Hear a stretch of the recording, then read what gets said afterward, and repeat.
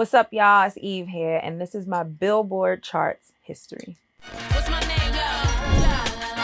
What's my name, y'all? What y'all want? What we want, ma? Can't touch. Yeah, it was a lot of preparation for that video. I remember the video a lot more than the actual song. It's so funny. One thing that was important for me when writing the song, I had to start the song off with Rubia. Hanging out in New York. I was always in Harlem. I was always in the Bronx.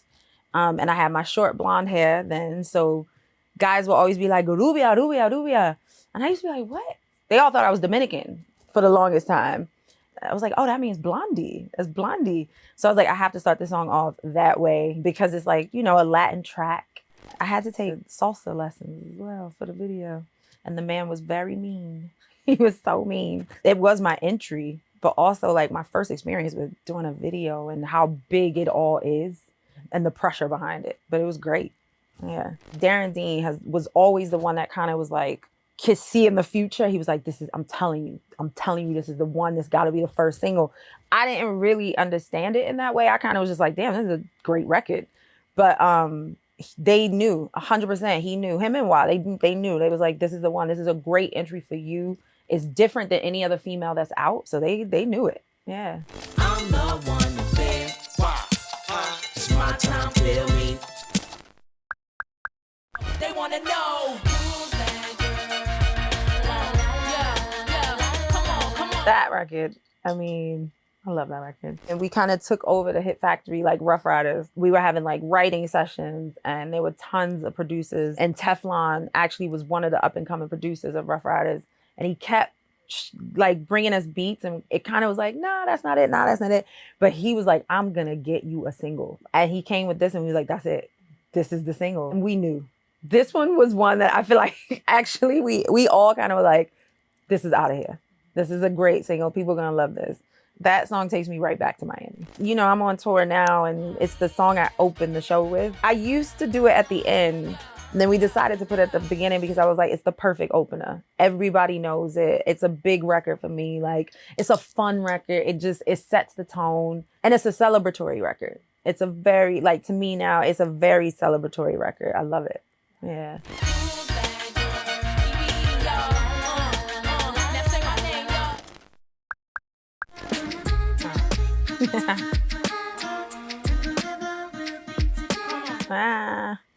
I remember Swiss and Mashonda actually played this track for me and I loved it immediately. And I knew exactly, as soon as I heard it, I was like, I know exactly what I want to write about.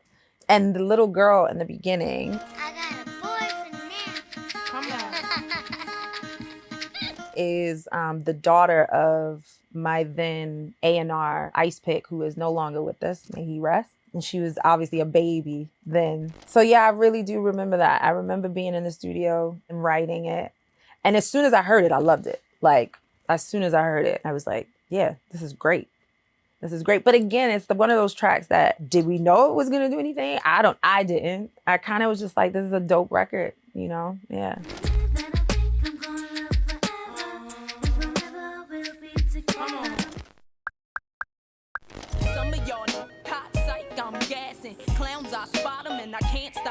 That is probably my favorite record.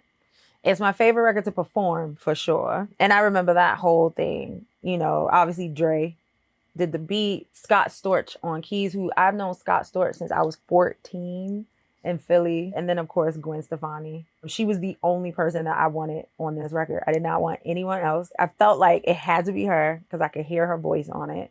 I mean, it's a great record, guys. Sorry, I mean, someone conceited, but it really is.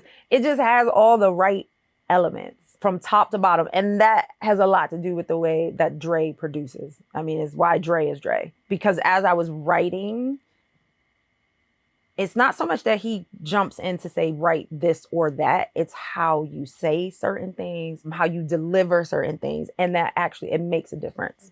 So yeah, I was a huge fan of No Doubt and of Gwen. We were label mates and I was like, yo, why not? Let's try it. If it sucks, nobody ever has to hear it. But I knew it wouldn't. People tried to fight me on it. And she was super down. And I remember we didn't do the song in the studio together. We didn't meet until the video on set. But we talked on the phone. And I said to Gwen, I was like, yo, you know, you can change the lyrics because I know she likes to write.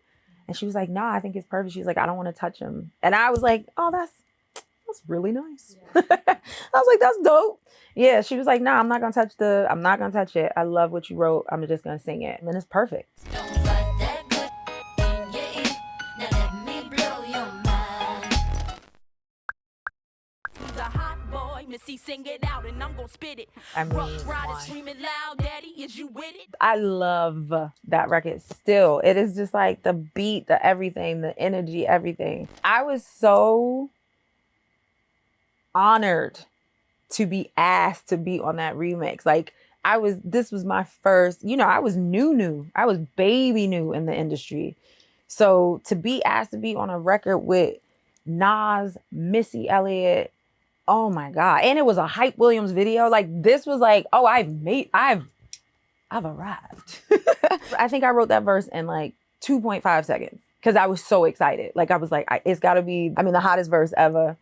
I wrote that verse very quickly. Yeah. And again, just honored. Like, you know, I was like, wow, you know, people like that I've listened to that to me are heroes of mine before coming in the industry, asking me to be on a record like this is amazing. When I think back on certain moments, I think things were happening so fast that even if you heard it, it kind of was like, you still, all right, on to the next. Like, yo, this song made it. You get a minute to kind of be like, oh yes. And then you on to the next one, writing the next record, into the next studio session or whatever. But I do remember the impact of it because it was a verse that helped my career. It was a verse that definitely made people in the industry pay attention to me a bit more. Yeah. It probably was one of them manager to manager things, but I do feel like I did speak to Missy because we all used to be in the same studios all the time. And then it was an immediate yes. What? Yeah, of course. Missy, sing it out and I'm gonna spit it. Rough Riders screaming loud, daddy, is you with it? EBE come through in the minds of pride. Want it big like I live in the Taj Mahal. Swiss, my brother, of course, bringing all the energy as he does always. Immediately, when he played me that record, I was like, this is crazy. I have to be on this record. But it's funny because I remember after we wrote the record, there were people at the label that weren't really into it. People were saying it's not urban enough, that it was too top 40. And weirdly, it was a slow burn, this record. This was a slow burn. And funnily enough, urban radio picked it up more than I think top 40 did or whenever it happened. But yeah, there were people that were really not happy about this record, which I was so confused about. I was like, it's a good record. What are you doing? And now it's like, people love this record, man. It just fucking blew. Shake your tambourines, move it quicker. Yeah, I'm shaking down the town. Get the picture. Chicks that blew your mind, ding, it's the second round. Original. This is such a good record. You know you can't buy these things. That's such a good record. Again, me and Gwen, we just do good shit together, guys. And it was one of those things where it was exactly like that. Like, okay, she's doing a record, you got to get on my record, you know? And we actually wrote in the studio together for this one, which was really nice to see. This was the first time I'd gone in the studio with a woman, especially in a different genre, to watch a different writing style, which was kind of cool. She actually introduced me to the rhyming dictionary. Did not know that existed. So yeah, we had a good time writing that record together. With Blow Your Mind, obviously having Gwen on the record is what crossed me over in a way. It peaked at number 7 20 years ago. So it sounds like you guys gotta run it back. I mean, you know, I never say never. We make good music. Yeah. Come together all over the world, from the hood to Japan, Harajuku girls. I guess getting in my head was a part of the plan, cause in reality, the only thing you giving me is promises. I mean, Mary J. Blige, come on. I mean, again, Dre. Oh, I love that fucking record. I love that record. Also, when I wrote that verse, I kind of was in a situation where I was getting rid of a piece of shit dude. All those words I say they coming straight from the gut. Promises, bought a house, bought the kids, lifestyle we would live. Who the you really is in my face all the time, spitting line after line. I loved writing that too, because it was like, you know, when I write, it's therapeutic. It is my diary. It is my so yeah. and being on a song with Mary. Come on. Like, she's the queen. I think that was kind of one of those label things as well. She had done the record with Dre, and I think he had suggested her Jimmy Iovine or someone, or she asked for me. It was one of those kind of things, but happy that whoever made it happen, made it happen.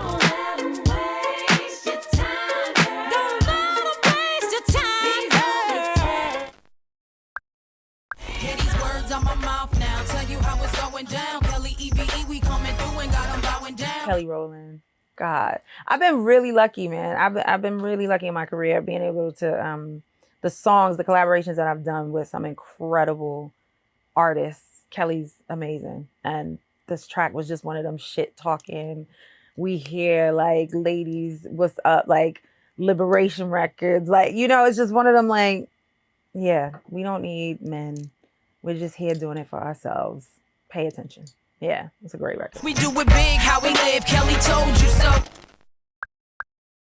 I'ma give you what you want, what you waiting for. Make the music that the people can't ignore. A lot of niggas is a lot of be tripping. I love that record. Again, Dre.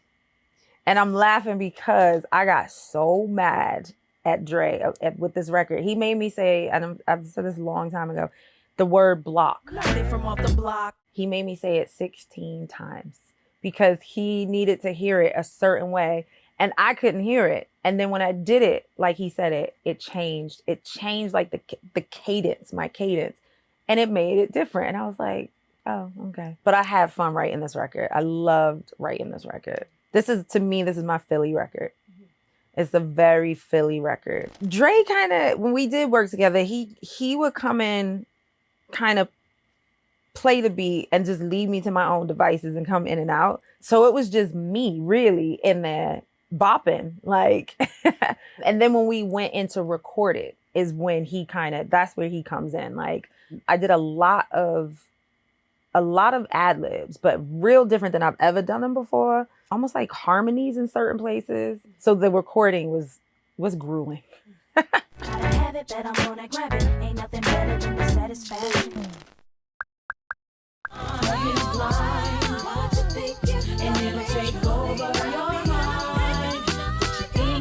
I love this record. The other women that were out just weren't. There's a different sound. I actually was shocked that Rough Riders was into this record. When I wrote this record, they was like, oh yeah, this could be a single because of the subject matter, because of domestic violence, but also because it was slow. But then again, you know, their forethought, Darren, of course, was like, we need to get Faith Evans on this record. And then it's official, which I also, again, was shocked that like, yo, Faith is gonna be on this record? Like, you know, because I was still young. But I'm so happy that this song came out. This was an important song for me. And I think it also kind of solidified what kind of artist I was going to be, kind of, you know, storytelling and things like that. And the first two verses was a poem because it's a real story about a friend of mine that I used to hang out with that used to get beat by this guy. And when I heard that beat, those lyrics those words immediately went to that beat. Yeah. Surely not, you need to elevate and find this line.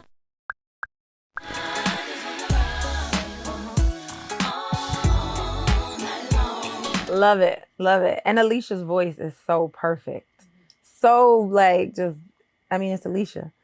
And then again, this was one of those records that once we were doing it, she was the only person as well. Like this was a collaboration. It was Murder Inc. and Rough Riders. We were all in the studio together and they played this beat and we were like, it has to be Alicia, period. That's it. And she sounds perfect. It's perfect. I love this record. It's funny because now I'm on tour and I'm like doing the choreography in my head. And it's now one of my favorite records to perform. And before I would do like just a short part of it just because of the tempo.